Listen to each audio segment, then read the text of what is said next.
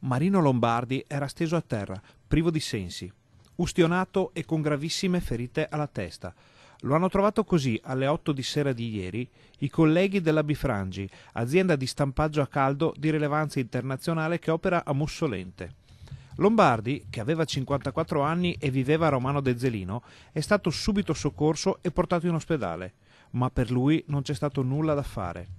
L'operaio è spirato prima di poter riprendere conoscenza e ora la salma è a disposizione dell'autorità giudiziaria, che di certo disporrà un esame autoptico.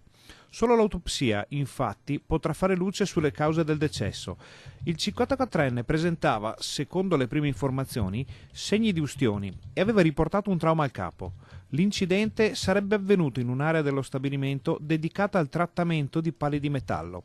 Resta da stabilire del tutto la dinamica dei fatti, ma non ci sono testimoni che possano aiutare a ricostruire quanto accaduto negli impianti della Bifrangi. I carabinieri e lo Spisal dell'azienda sanitaria hanno effettuato i rilievi di rito nella serata di ieri. Lombardi era molto conosciuto a Romano de Zelino, dove faceva anche volontariato. Lavorava da oltre 15 anni nell'azienda di Mussolente.